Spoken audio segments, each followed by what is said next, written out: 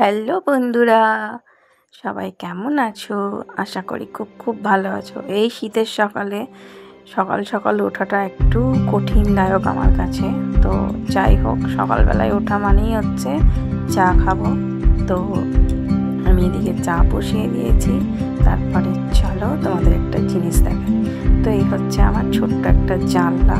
এই জানলার মধ্যে রয়েছে আমার ছোট্ট একটা বাগান। তো যেই বাগানটার মধ্যে কিছু ফুল ফুটেছে, ফুল গাছ আছে, তো সেগুলোই তোমাদের সাথে আর কি শেয়ার করছি। তো এখানে দেখতেই পাচ্ছ আমার ছোট্ট বাগানটিকে।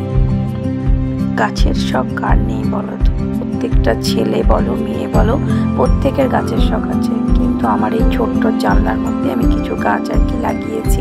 ছোট্ট একটা বাগানও বলতে পারো আমার কাছে বাগান। তো এখানে যে দেখাচ্ছি, আর তার মধ্যে দেখো সূর্য মামা উঠে গেছে মোটামুটি। খুব ভালো লাগছে। আর শীতের সকালটা সত্যি সূর্য ওঠার গায়ে তাপটা ভীষণ ভালো লাগে, সূর্যের যে তাপ। তারপরে এই যে দেখো, এবার আমি চা বসাবো।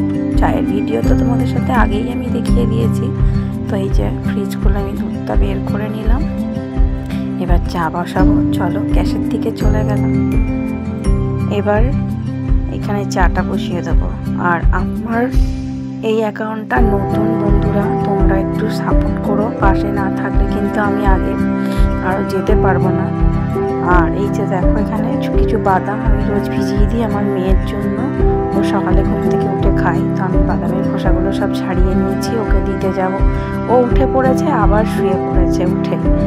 তো যাই হোক, গ্যাসটা কমিয়ে দিয়ে আমি চলে গেলাম। এখন আমার সোনু, এই যে আমার মেয়ে, ঘুমিয়ে পড়েছে আবার। তো ওকে ডাকছি। এদিকে আমার গোপুনা তো এখনও ওঠেনি, আমার শাশুড়ি মা উঠিয়ে দেবেন। আর এই যে সোনুকে ডেকেই যাচ্ছি যে বাদামগুলো খেয়ে নে, কারণ আমি খালি পেটেই ওকে দিই ঘুম থেকে উঠেই আগে। তো ওকে ডেকেই যাচ্ছি, উঠছেই না। সমানে এই যে আলিশিপানা যাচ্ছে না শরীর থেকে। শীতের সকালটাই এমন না, মানে ঘুম থেকে ওঠার পরে আবার যেন শুয়ে পড়তে ইচ্ছা করে। তো ওকে কখন থেকে ডেকে গেলাম, বাদামগুলো দিয়ে দিয়েছি। আর এই যে আর একটা জানলাই আমার আর একটা বাগান।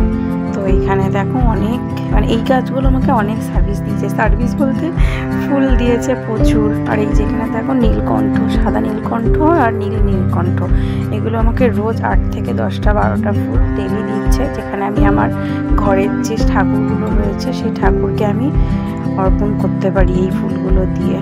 তো এই জবাটা যে আমেরিকান জবা, এটা বিশাল বড় হয়। তো এখন আবার কুড়ি হয়েছে, আমাকে অনেক ফুল দিয়েছে। তো এই ফুলটা ফুটলে আমি তোমাদের সাথে শেয়ার করব। এই যে সাদা অপরাজিতা আর নীল অপরাজিতা।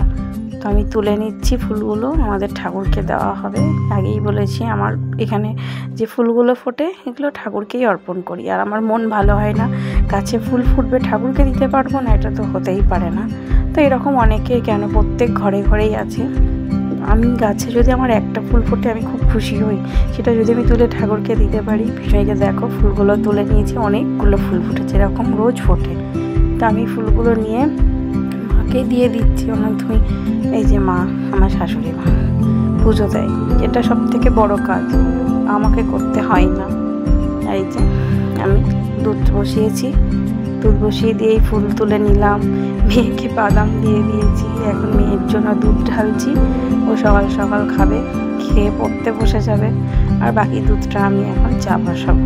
তো চায়ের ভিডিও তাও তোমাদের সাথে আগেই আমি দেখিয়েছি।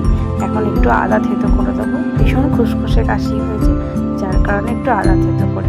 আর আদা থেতো করলে একটু টেস্টও হয় চাটা। তো এরকম আদা থেতো করে চা কারা কারা খাও কমেন্ট করে জানিও।